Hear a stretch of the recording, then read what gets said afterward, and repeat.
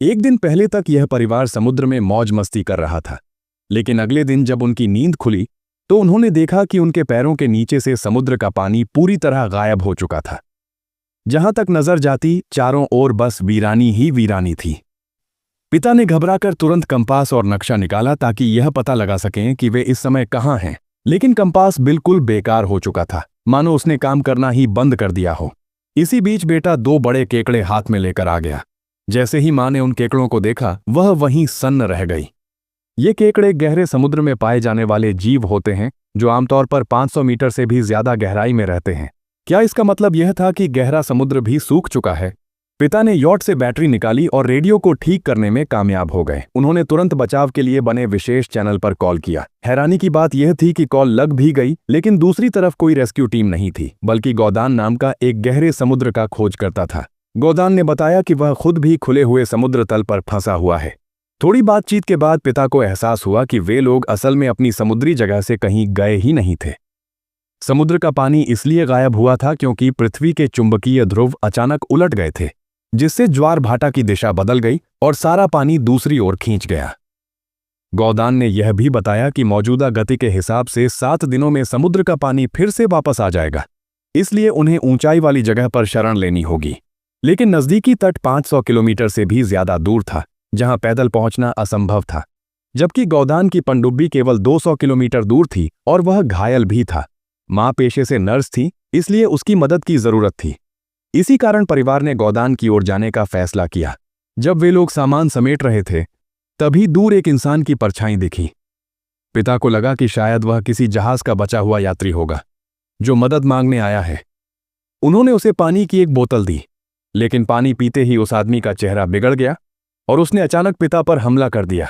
पति पर हमला होते देख मां तुरंत दौड़ी, लेकिन आदमी ने उसे मौका नहीं दिया। उसने जमीन से हार्पून उठाया और पिता को भोंक दिया। मां स्तब्ध रह गई और भागने की कोशिश की, लेकिन आदमी ने हार्पून फेंककर उसके कंधे को घायल कर दिया।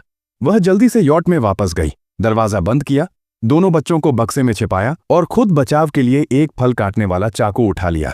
थोड़ी देर बाद वह आदमी दरवाजा तोड़कर अंदर घुस आया और मां को ढूंढने लगा।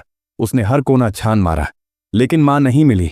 उसे नहीं पता था कि मां यॉट के बड़े छेद से बाहर निकल चुकी थी और पीछे से हमला करने की कोशिश कर रही थी।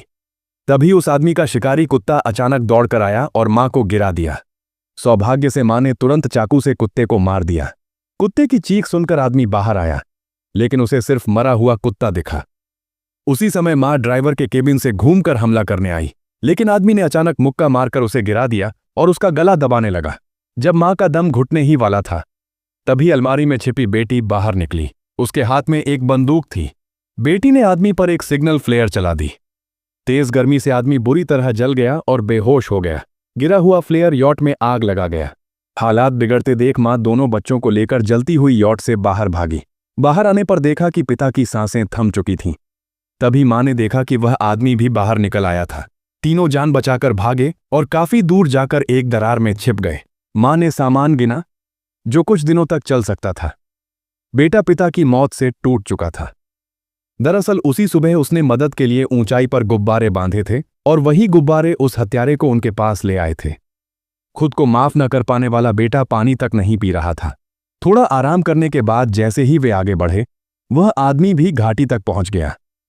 भागते समय लड़के ने सड़क किनारे एक पानी के तालाब में शार्क देखी और उसके मुंह से खेलने लगा। तभी मां ने पीछे देखा और दूरबीन से उस आदमी को फिर पीछा करते देखा। डरी हुई मां ने बेटे का हाथ पकड़ा और दौड़ पड़ी। एक खाई पार करने के बाद आदमी गायब हो गया। तब जाकर वे रुके, लेकिन ज्यादा दौड़ने और लंबे समय से पानी न पीने के कारण लड़के को डिहाइड्रेशन हो गया। जब मां ने पानी की बोतल निकाली तो पता चला कि उसका ढक्कन ढीला था। बेटे को आखिरी पानी पिलाने के बाद मां ने बेटी को डांटा और बेटी ने पिता की सुरक्षा न कर पाने का दोष मां पर डाला। दोनों में तीखी बहस हुई, लेकिन उन्हें पता था कि सबसे जरूरी है उस आदमी से बचना। आगे चलते हुए उन्हें एक खाली मैदान में गिरी हुई हवाई जहाज दिखाई दी। उन्होंने उसी में रात बिताने का फैसला किया। आधी रात को बेटी चुपचाप बाहर शौच के लिए निकली। उसे पता नहीं था कि वह आदमी पीछे से आ रहा है। जैसे ही वह आदमी हमला करने वाला था, मां अचानक दौड़कर आई और चाकू से उसके सीने पर लगातार वार किए, जब तक कि वह पूरी तरह शांत नहीं हो गया। बेटी के समझाने पर मां रुकी, अगली सुबह वे गोदान द्वारा दिए गए निर्देशांक के अनुसार पनडुब्बी की ओर बढ़े। रास्ते में लड़के ने फिर एक तालाब देखा और मां के मना करने के बावजूद उसने सिर डालकर पानी पी लिया। मां ने आकर उसके बाल पकड़कर रोका, लेकिन देर हो चुकी थी। कुछ ही समय बाद लड़के की तबीयत बिगड़ने लगी, शायद गंदा पानी पीने की वजह से। मां और बेटी उसे सहारा देकर कचरे से भरे समुद्र तट तक लाईं। कबाड़ से एक अस्थायी आश्रय बनाया और मां ने बेटे को एंटीबायोटिक का इंजेक्शन लगाया। जैसे ही लड़का गहरी नींद में चला गया, परिवार वहीं रुक गया। वे लोग रेतीली जमीन पर रात बिताने की तैयारी कर रहे थे। तभी आधी रात को मां एक अजीब सी तेज आवाज से चौंक कर जाग गई। उसने तुरंत सिर उठाकर देखा तो दूर समुद्र तट पर काले रंग की एक बहुत बड़ी भीड़ सी दिखाई दी, जो तेजी से उनकी ओर बढ़ रही थी। दूरी ज्यादा होने की वजह से मां साफ साफ नहीं देख पाई कि वह क्या है, लेकिन उसका मन साफ कह रहा था कि वह कोई अच्छी चीज नहीं है। मां ने तुरंत दोनों बच्चों को जगा दिया। तीनों जल्दी जल्दी पहाड़ी पार कर गए और थोड़ी ही दूरी पर उन्हें एक उलटा पड़ा हुआ विशाल मालवाहक जहाज दिखाई दिया। मां बच्चों को लेकर तेजी से जहाज की ओर दौड़ी, लेकिन पास पहुंचने पर उन्हें पता चला कि वहां पहले से कुछ और लोग भी बचे हुए थे। जब उन लोगों ने मां और बच्चों के पीछे आते हुए राक्षसी जीवों को देखा तो उन्होंने मदद करने के बजाय तुरंत कंटेनरों के लोहे के दरवाजे बंद कर दिए और तीनों को बाहर ही छोड़ दिया। मजबूरी में परिवार कंटेनरों के ऊपर चढ़ गया। उसी समय वे अजीब आवाजें निकालने वाले जीव भी पूरी तरह सामने आ गए। ये बेहद ताकतवर उभयचर जीव थे, जो दिखने में केकड़ों जैसे थे लेकिन आकार में कहीं ज्यादा बड़े। ये जीव कंटेनरों में बने छेदों से अंदर घुस गए, जबकि ऊपर छिपे मां और बच्चे बाल बाल बच गए।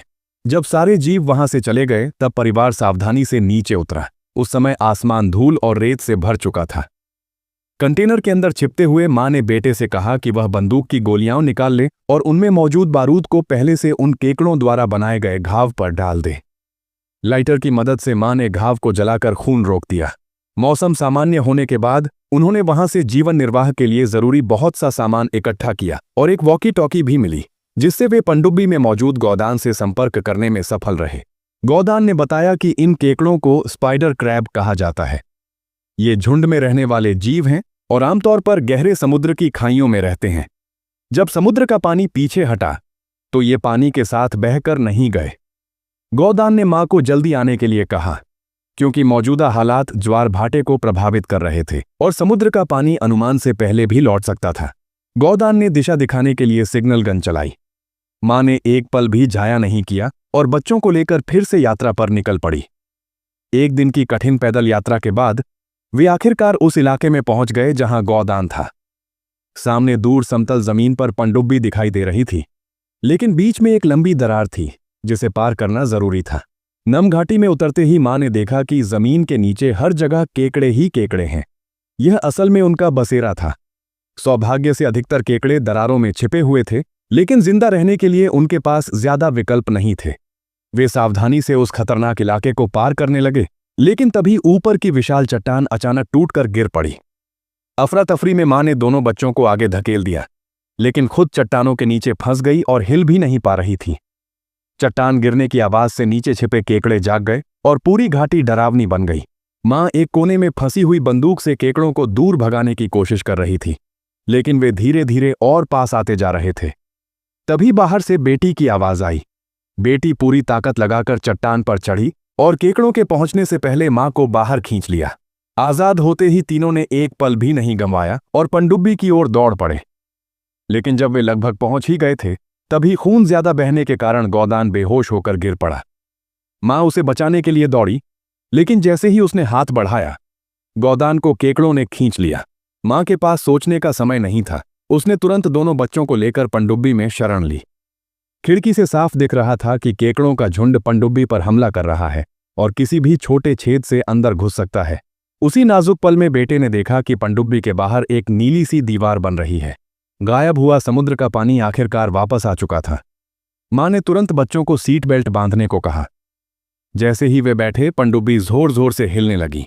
भयानक सुनामी के साथ पूरी पनडुब्बी पश्चिम की ओर बह गई। न जाने कितना समय बीत गया जब मां होश में आई। उसने खिड़की से बाहर देखा तो हैरान रह गई। तीनों बाहर निकले और पाया कि सुनामी उन्हें वापस किनारे तक ले आई थी, लेकिन जो कभी ऊंची ऊंची इमारतों से भरा शहर था, वह अब पूरी तरह उजड़ चुका था। माँ ने दोनों बच्चों को अपने सीने से लगा लिया और इस अंतहीन बंजर जमीन को देखते हुए समझ गई कि असली संघर्ष अब शुरू हुआ है।